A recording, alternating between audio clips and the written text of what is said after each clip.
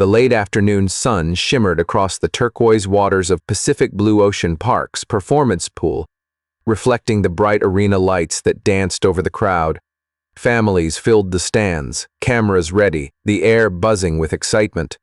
In the center stood Jessica, a veteran Marine trainer with over a decade of experience and a deep bond with the park's most famous killer whale, Kaoshich.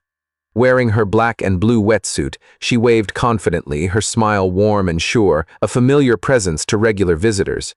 The show had been flawless so far. Ka had executed every trick with power and grace, from dramatic breaches that drenched the front rows to playful tail waves that made the crowd roar. But as the finale approached, everything changed. In a moment now etched into millions of minds thanks to a viral video, Ka's massive black and white body surged from the water with terrifying speed.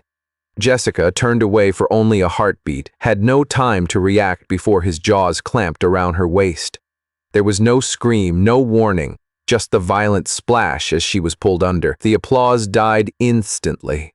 The arena fell into a stunned, eerie silence. Parents pulled their children close, some gasped, others simply froze in disbelief. The only sounds were the chaotic churn of water and the absence of Jessica's voice. Witnesses later described it as a dream turning into a nightmare in seconds, a graceful performance dissolving into something primal and violent. Trainers rushed to the pool, signaling frantically for calm as emergency protocols kicked in, but nothing could reverse the moment already in motion. Ka held her beneath the surface for nearly 30 seconds before releasing her. Two lifeguards and fellow trainers plunged in, hauling her limp body from the water onto the slick platform. CPR began immediately, the crowd being ushered out, many leaving in tears. Jessica was rushed to the hospital, but less than an hour later, she was pronounced dead.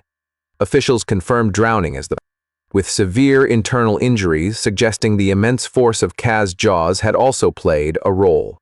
Pacific Blue Ocean Park issued a statement mourning a dedicated, passionate, and deeply respected member of our team, Cluffer, Afer, Ol Kloster, and announced that all killer whale shows were suspended indefinitely. Ka was moved to a secured medical tank, monitored by behavior specialists. The tragedy reignited an old and bitter debate. Some marine experts stressed that orcas, even those raised in captivity, remain apex predators, powerful, intelligent, and unpredictable. Others pointed to the attack as yet another reason such animals do not belong in marine parks. No tank can replicate the open ocean, said marine biologist Dr. Elaine Foster. These creatures are hunters, not performers. Jessica's family, in their grief, asked for privacy. Her sister described her as fearless, compassionate, and someone who truly loved the animals she worked with. She died doing what she loved, but the internet would not let the moment fade. The viral footage, replayed endlessly on news channels and social media, became a haunting symbol of the fragile balance between human control and raw nature. Pacific Blue Ocean Park quickly became a media hotspot. News vans packed the parking lot, Ferry A lot. Reporters delivered live updates at the gates, and staff members slipped inside with lowered heads. Inside the park, the atmosphere had changed completely. The usual chatter of visitors was replaced with an uneasy quiet. The sound of splashing water now felt heavy, carrying the weight of what had happened. Trainers moved in pairs, speaking in hushed voices, some avoiding even looking at the performance pool.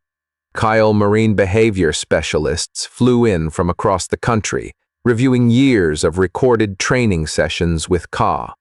They studied his feeding patterns, responses to cues, and even minor past incidents of disobedience or aggression. Disobedience or aggression. There's always a pattern, one specialist remarked quietly. The question is whether anyone noticed it in time. Outside the gates, animal rights activists gathered with signs reading "Free the Whales" and "Captivity Kills." P.